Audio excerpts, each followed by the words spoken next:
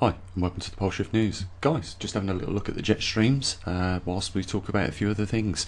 Now, it's only a matter of days before we hear from Australia, Perth, and hopefully with a bit of good news that magnetometer there has arrived and it will begin its first week's test. With regards to the other three, the one in Kentucky, I know that has been now set up. There was a little problem. It had been knocked about a little bit, but we managed to resolve the issue there. It just knocked the board loose off the casing, but it's been put back right now and it's been set up for the first week's test. We'll be getting in touch with JD soon because his first week's testing of his magnetometer should be coming up, and then we'll be going over to the west coast of Australia, the Golden Coast, to have a word with Richard and see how his initial first week's test and results are coming along. So it's only a couple of weeks now, or less than a couple of weeks, before we actually start getting data off those four magnetometers. Still trying to place a couple of magnetometers either in Russia and China. I am holding out a little bit, so I do hope that we can get them in there, but as I said before in other videos, if we can't, we'll use European countries. I'm sure we'll get good enough results with that. So guys, everything is moving forward. We've got a trimag in the UK monitoring the magnetic North Pole and its position and its migration every 3 seconds. We also have a magnetosphere sensor measuring the magnetosphere strength of the planet during this reversal, and now we have these 4 magnetometers in Australia and in the USA at the moment. So at the moment things are slowly but surely progressing, guys. So guys, the reason why we're looking at jet streams is because I get asked a lot of questions, and a couple of those questions is, what are we really looking at? What's going to be the main threat as a result of the magnetic North Poles migrating?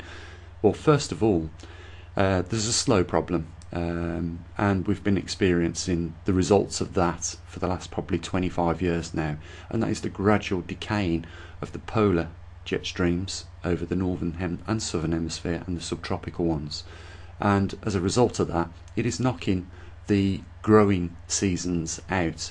And of course, with flood damage, drought damage, those are probably the short-term things that we're probably already experiencing the repercussions of, with food prices going up and up and up. Over in the USA, with all the floods that has recently taken place, it is estimated that at least 10% of the annual crop has been lost as a result of jet streams delivering heavy floods in those regions.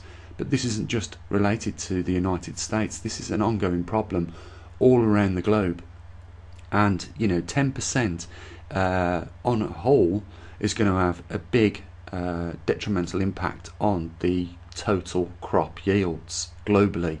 And with 8 billion people on this planet heavily reliant on those food crops, it is going to start having effects on us all. And I think that in the short term, those effects are going to be felt in our pockets, and this is something that we need to prepare for as the years go on towards that 5 to 7 year marker. And I think what we're looking at as well is an increase in the performance of these jet streams, doing that as well, delivering flash floods, droughts, wind damage, and of course frost damaging the crops. That's one of the problems we face. And another question is, I get asked quite frequently, is where will the poles be after the reversal? And I can't honestly answer that. I just don't know. I know where they're heading at the moment. I know that the Siberian pole is drawing all that intensity from Canada over towards it, and I know that the Siberian pole is migrating towards the equatorial region in the direction of that pole, which is now creeping up over Australia. So at one point, I believe, all the poles on this earth are going to end up in the southern hemisphere. And how it divides it up into the poles after the reversal, where the new poles will just be, anyone's best guess. I have thought about just studying lava lamps, because it almost seems as though that's the way this magnetic intensities are reacting. If you get a lava lamp, and you watch it, after a bit it gets heated up, it warms as it rises up into the lamp, and then cools off and then curls back down. I was wondering if I could get some magnetized material, mix it in with the lava lamp, and see how we go with that, and just through studying that, whether we can get an idea as to how magnetic material behaves in that fluid manner. So we just don't know. That's the thing, we don't know where the poles are going to be.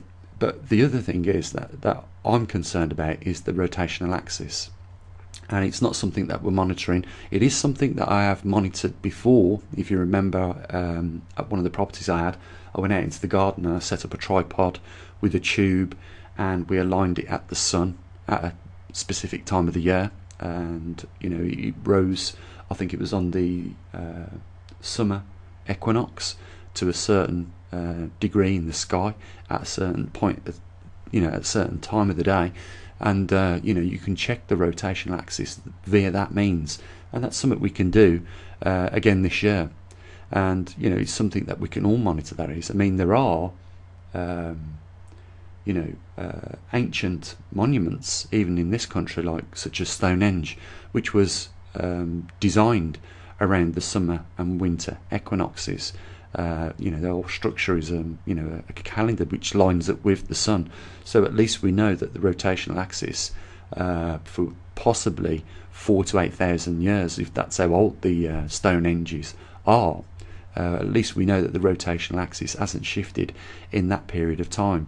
But Stonehenge would be a great example of using that to align up with the sun on a specific point at the time of the year, and we would know if the sun was off by a few degrees, then that would be an indication that the rotational axis was also off. So this is something we can do at home. Either one of us could do this, or a bit later on when we approach the equinox, we can I can set up some stuff again and just check that for us, and we just tick it off the box either way. Another area of research in understanding poles might be to look at it in a completely different way. What we're looking at is the Tesla coil in a plasma bowl, and you can see that it's made up of two charges. Each little string of plasma that comes off and touches the outer case of the glass in the plasma bowl, you'll see that it is actually made up of two separate individual charges. And you can see how it interacts. When I play the video now, you'll see how they interact with each other. They turn the poles round when they come in contact with each other, and you'll see that sometimes they actually join each other for a brief amount of time and then break away. So studying the plasma in this sort of manner might give us an idea as to how these poles might behave with regards to the reversal. I'm sure it's not too far off, and it probably has got some basis to which would allow us to look at this and then compare it with the Earth's magnetic field. At the end of the day, we do have plasma discharges in auroras over the northern and southern hemisphere of this Earth. So perhaps studying this sort of field might give us a better idea as to what to expect with where the poles are going to migrate, how they're going to migrate, and what happens when two poles come together. What I believe, when we're looking at the map that I showed earlier, is that they will come together, and then that, like we're seeing in this, they when two of these come together, they'll either create a larger plasma field, which will in turn have a north and a south pole, and it might take probably around another 100 years to settle down into permanent poles on the planet.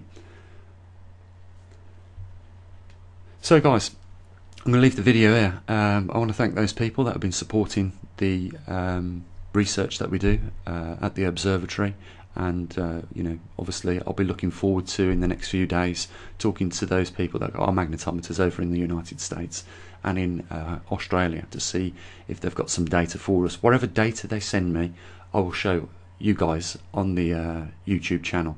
I'll also put that into its own page on the website. So Guys, links down there if you want to support us and our research. You know, what we're doing is something unique on YouTube. You know, we're actually monitoring or observing, you know, this anomaly that's taking place, and it's a rare anomaly and it has large effects. So, you know, if you want to support what we do, you can do by the links down there. You can either support us on Patreon or on PayPal. Guys, I'm going to leave it there. I hope you enjoy the rest of your week, and I'll catch up with you perhaps over the weekend, and I'll say what I usually do. Bye for now.